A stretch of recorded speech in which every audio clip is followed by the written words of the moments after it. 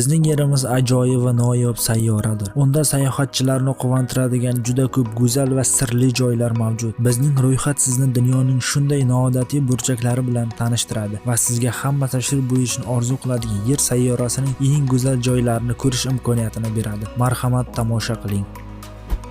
Buyuk Moviy tuynuk Beliz mamlakatida, Markaziy Amerika, Lighthouse marjon refining o'rtasida buyuk Moviy tuynuk joylashgan. Birinchi marta fransuz okeani tadqiqotchisi Jacques F. Cousteau dunyoga Atlantika okeanida ushbu chuqurlikning mavjudligi haqida gapirgan. Olimlar bu sirli joyni o'rganishdi. Bu tuynukning chuqurligi 120 metr, diametri 200 metrdan ortiq. 70 metr chuqurlikda suv ostiga g'or majmuasiga olib boruvchi ark topildi. Magnit kabi bu go'zal chuqurlik bo'shliq sayyoramizning turli burchaklaridan g'avvoslarni o'ziga tortadi. Bu xavfli faoliyat, ammo ekstremal sevuvchilarni to'xtata olmaydi. Garchi ba'zi g'avvoslar buyuk Moviy tuynukning tubsiz tubida abadiy qolishgan bo'lsa-da.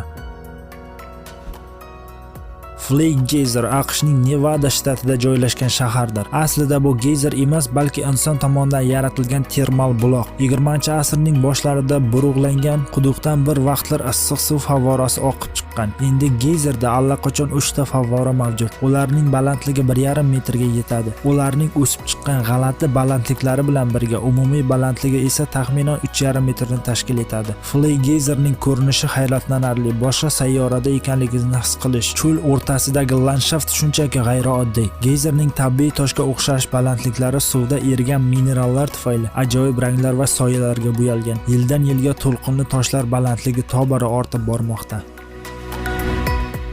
Kristal daryosi Kolumbiyada ajoyib go'zallik daryosi bor. Bu uni yer yuzidagi eng go'zal joylardan biriga aylantiradi. Daryo 5 rang, daryoning uzunligi 100 km, kengligi 20 metrga yaqin. Daryo yomg'ir suvlari va tog' oqimlari bilan oziqlanadi. Unda baliq deyarli yo'q. Daryo ob-havo mavsumiga qarab rangini o'zgartiradi. Unda siz turli xil ranglarni ajrata olasiz: sariq va yashil, qora va qizil, ko'k va ochiq ko'k. Gullarning bunday ko'pligi quyosh nurlari ta'sirida o'zgargan ko'plab suv o'tlarining mavjudligi bilan bog'liq.